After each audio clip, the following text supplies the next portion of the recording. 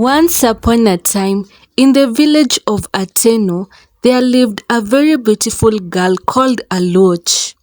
Aloch lived with her parents, Mr. and Mrs. Omondi. This family was so perfect and everyone in the village admired them. They all loved each other and loved working together as a family during the market days. So one night, as Aloch was sleeping, she smelled a strong scent like that of something burning and she immediately woke up. When she woke up, she was shocked to see her room covered in smoke. She tried calling her parents, but no one answered, and she knew that there was a very big problem. Aloch then went to her parents' bedroom, and it was all on fire. She screamed, shouting her mother's name, but there was no answer. She screamed, and the smoke started choking her. And then, suddenly, her mother's voice was heard. Aloch, run away and don't look backwards. It's too late for your father and I. Always remember that your father and I love you so much, and please, never trust anyone. People are fake. And so Aloch managed to escape from their burning house without being hurt.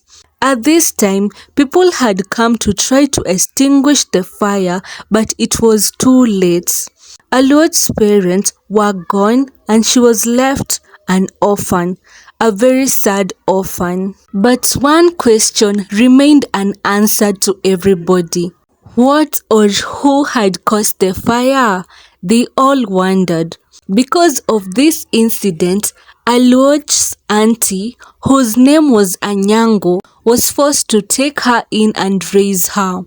From when Aloch was a small baby, Anyango had always hated her because she believed Aloch was more prettier and beautiful than her children.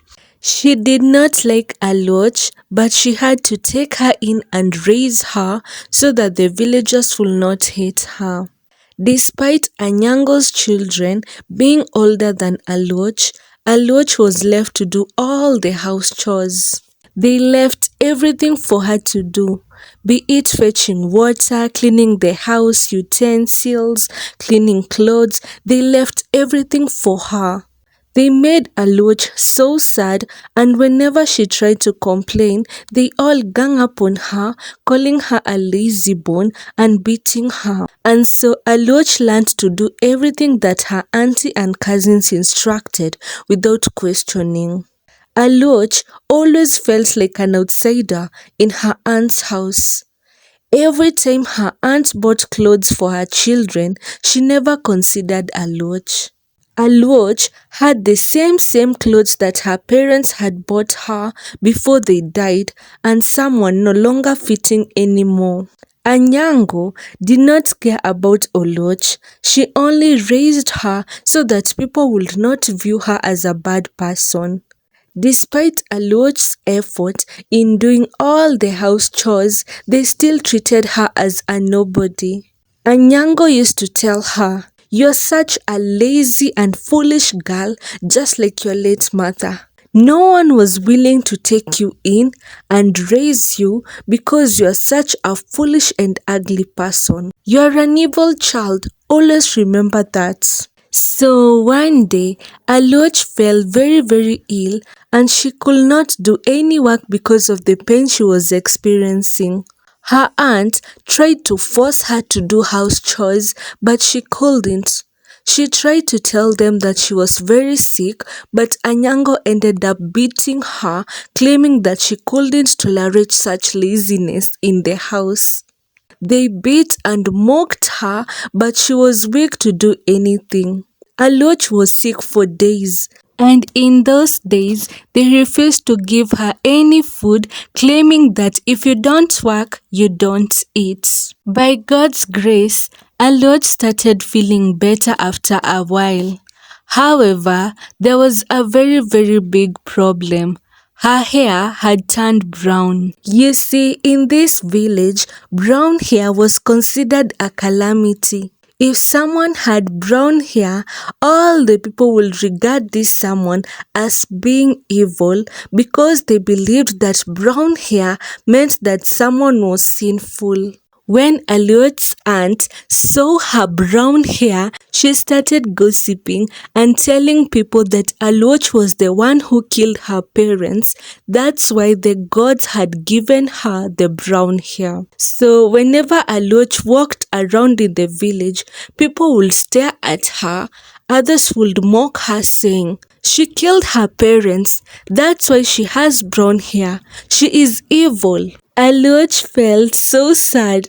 No one wanted to be friends with her and she was unhappy. Her cousins back home couldn't let her have her peace.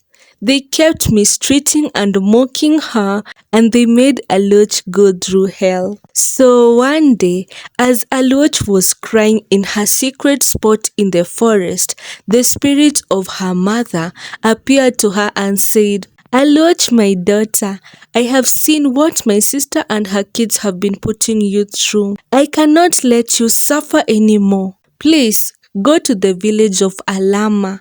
You'll meet a very old woman there. Take care of her and be good to her, cause your destiny is in Alama village." After that, Aliot wiped her tears and went to Alama village as instructed. She met the old woman who welcomed her into her small house. So every day, without fail, Aliot worked hard and ensured that she and the old woman had food, water, and all the basic needs. The old woman loved Aliot so much and treated her like her own.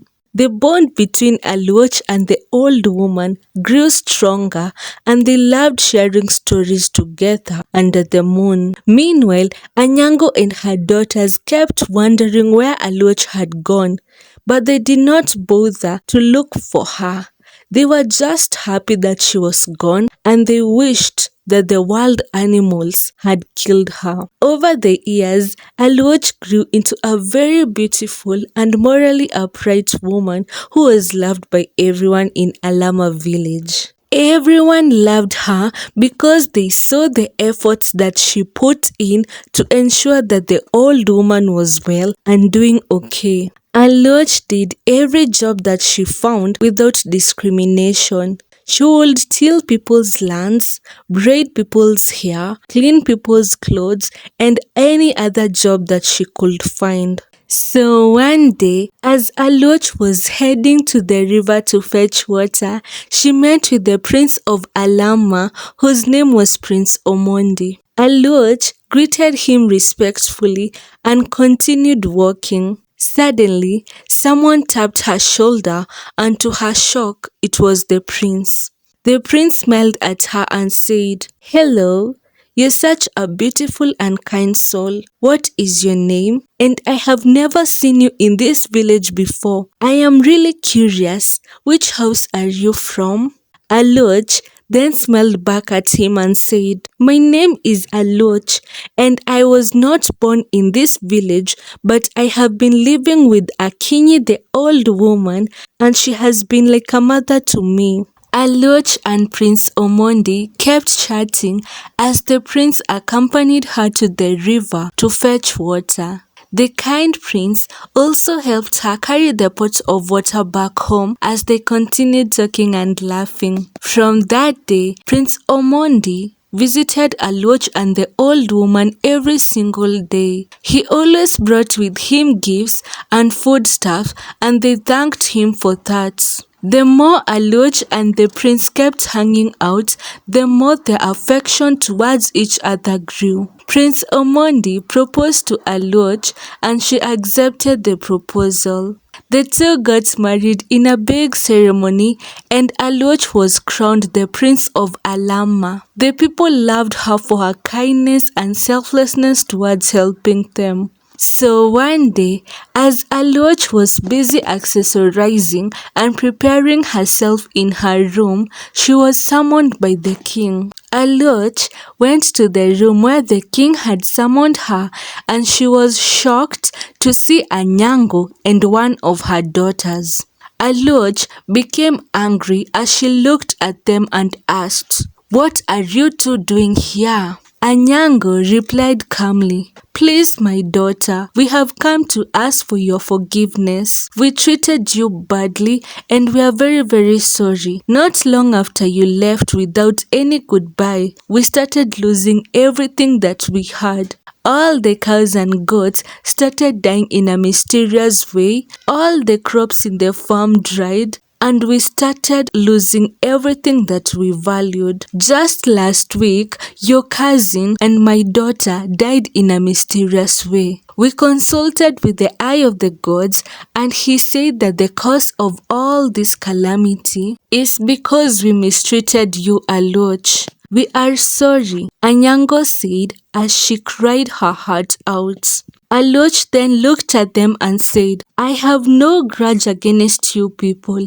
In fact, I forgave you a long time ago. It is not me that you should borrow forgiveness from, but my mother's spirit. The spirit of my mother is angry. You, Anyango, started a fire in our house so that you would end us all because you were jealous of us." Anyango looked at her with shock in her eyes and she started shaking and sweating. Aloch then said to her, "You killed my family by burning our house, and you're going to pay for it. Guards, take her and lock her in one of the dungeons." So, what's the moral lesson? This story teaches us that no matter what we are going through, we should not give up on life. Always have faith that one day things will be better. Anyway, guys, that was it for today's story. I really hope that you enjoyed it and learned something out of it. I hope to see you in my next video. Kwaheri.